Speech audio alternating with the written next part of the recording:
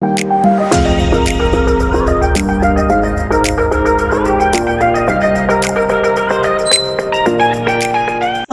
we're all hearing, and I'm definitely experiencing, that there's a shortage of trades at the moment, and it's very hard to get people to do jobs. And I'm definitely experiencing that in the west of Ireland.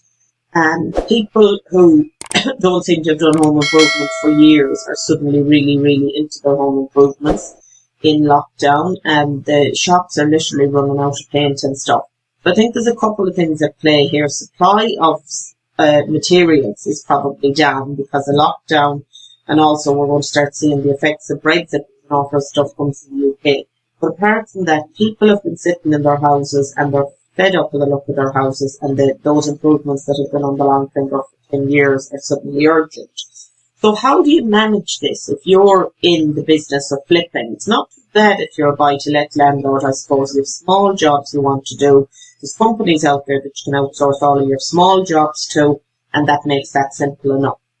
But for me, who doesn't want to ever go back to buy-to-lets or having tenants, and I'd say there's more people now wanting to get out of the tenant business because the restrictions obviously have meant that even with delinquent tenants, it's hard to get rid of them. So I'd say there's lots of people who want to get out of the tenant business now.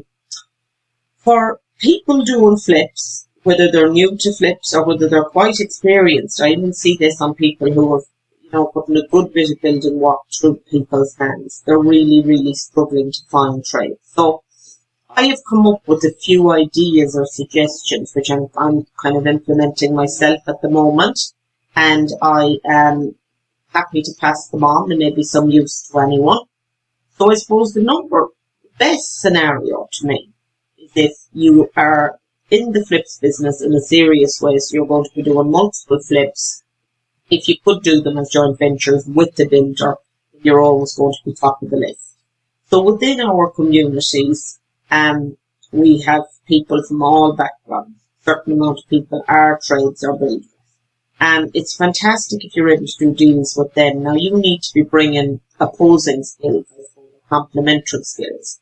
So for me, if I'm doing a joint venture with the builder, it's great because they can look after the site. But I'll get that closing done with the solicitor faster than anybody else, probably almost, because I'm used to closings. I worked in a solicitor's for years. I've advised solicitors on running conveyance practices. So I'll be on the closings, I'll be on the, making sure it's insured, as a vacant property, that's specialist insurance. I'll be making sure that if we have an investor, the finance is ready, that they're happy with all of the agreements. I'll be liaising with the solicitor on that. I'll be organising colours, furnishings, kitchens, kind of the things which are more finishing than building. And then obviously I'd leave my builder partner to all the actual repair renovation. So that's a brilliant combination. That's not always possible, but that's the deluxe version to me. Then if you have builders, but this is the whole reason we're in this problem, you have the guy who will take over everything and you'll pay price A, say, the highest price, let's say. You have B, a kind of a medium-sized guy who maybe will do 80%, but he'll tell you he is no electrician, and you'll have to, it's a bit of you and a bit of him, say.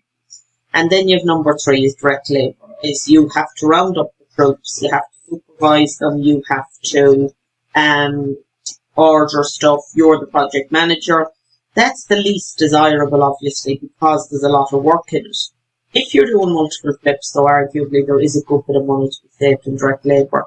I was just comparing quotes last night with some of the guys who are on my training courses on a questions and answers session we do.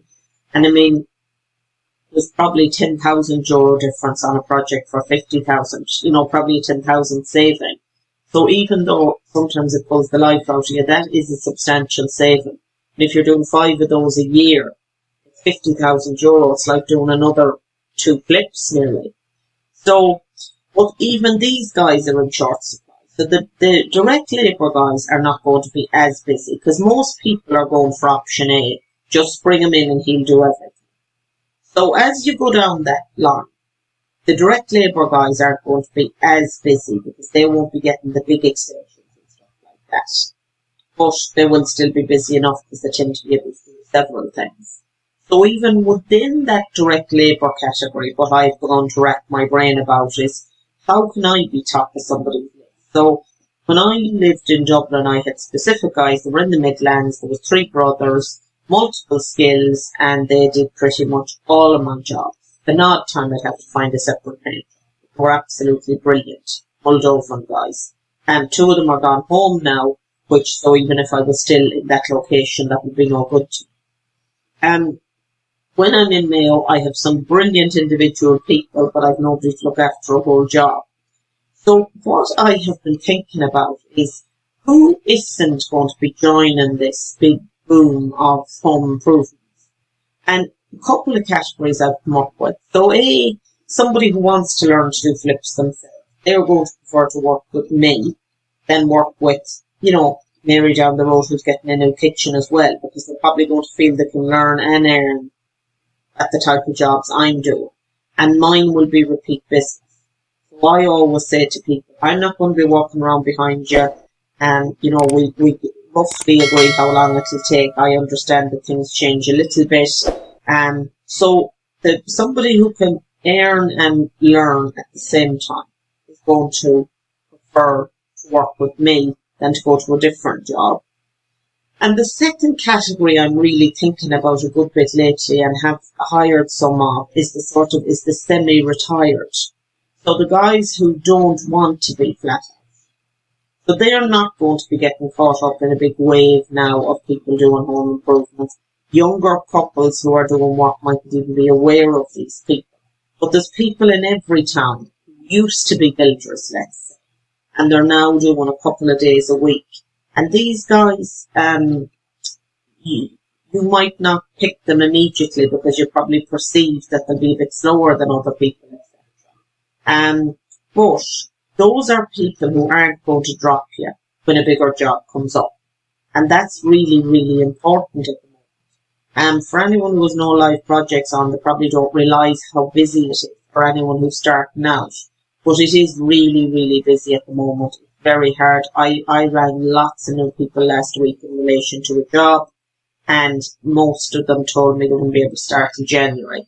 And that was not even the middle of October. So hopefully those are some tips as to how, obviously the usual applies, nice biscuits and clear lists. I would hope that everyone who works with me likes working with me. I make sure I'm organised, the stuff is there on time, that everything gets paid. Sometimes you actually have to remind people, you did a couple of hours extra on whatever day, and things like that. So obviously you want people to want to come back, but definitely the really busy guys, it's going to be impossible to hang on to them unless you have projects bumper to bumper. You can actually hire them forever. So have a think about those other suggestions if you do. So I hope you found this useful. Thanks.